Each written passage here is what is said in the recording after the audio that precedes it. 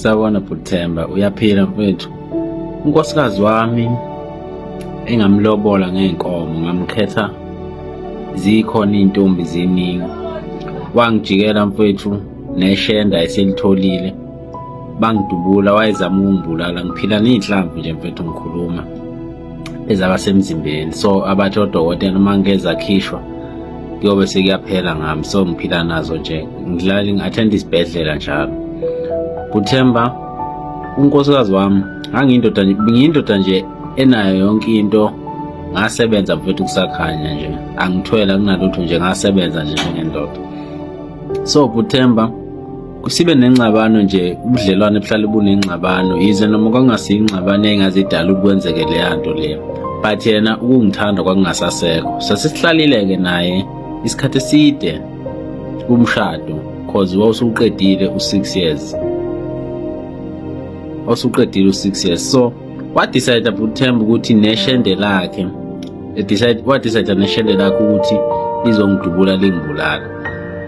Okay Buthemba, lafika-ke ishende lakhe lifike endlini, sihleli naye. Kwase kusebusuku nje around 7:30, kwakusebusika ngoba kwase kumnyama.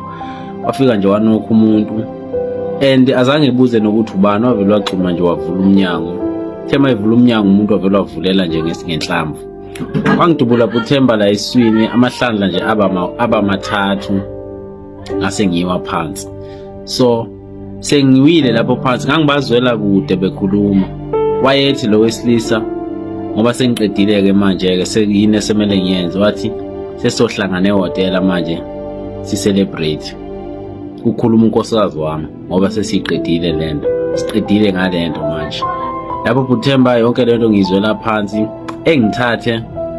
bengithathe bobabili, cause umuzi wethu wawumuzi wawungekho eduze kwemizi eminingi, kwakuyisemakhaya. So wawumuzi nje oqhelile, so wawunomuzi wesibhamu ungazi ukuthi siqhuma ngakuphi.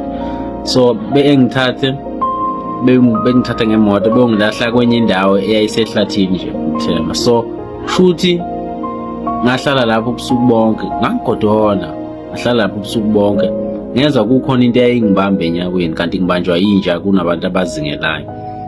So wangithatha-ke loya bhuti owayezingela, wayehamba yedwa nje, wangithatha wangibeletha Buthemba.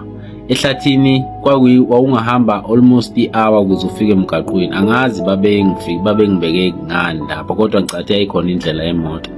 Wangithatha-ke wangiteta lo mfo from i-hour lonke ngiseqolo, waze wangibeka emgaqweni. Zangisiza imuntu lapho iy'nhlungu Buthemba, ngisopha nokopha ngaleso sikhathi, but ngangisaphefumula. Wangithatha ubhuti, ngase ngixoxelwa kuye kodwa ubhuti.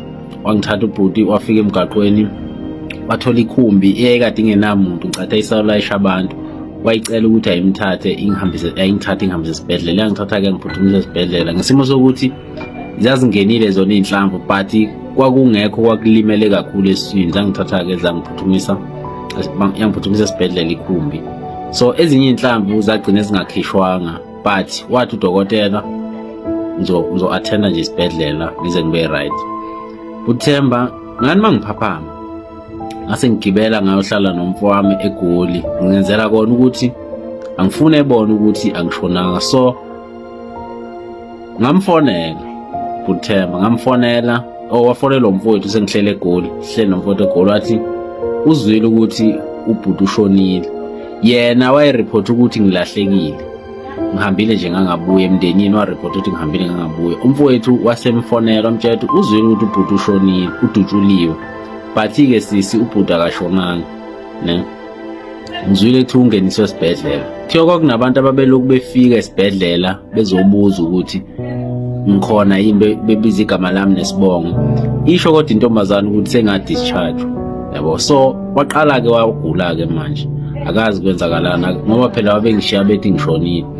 Buthemba, ngabe sengiyima emaphoyiseni, ngawachazela amaphoyisa ukuthi into eyenzeka kwabe yileyo. So babe sebethathwa yafuna i-boyfriend yakhe, kwawukuthi i-boyfriend yakhe leyo isahamba icala vele, ingaphakathi iyatoka. Kwabe sekuboshwa kwakhe naye lokhuzana.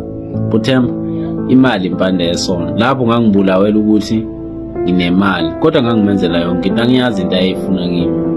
Kusuka lapho angiphindanga ngaba nomuntu wesifazane, kuze kube namhlanje angifune lutho enomuntu wesifazane. Ngiyaqhuka Phuthemba, kunenhlamvu yangena kabi la ngasesinyeni. So nje ngiyabonga mfethu, uzoqwashisa iy'nsizwa ukuthi zingathathi omakoti ngoba bebahle, zibathathe ngoba ibathathe ngoba bemthanda. Ngiyabonga.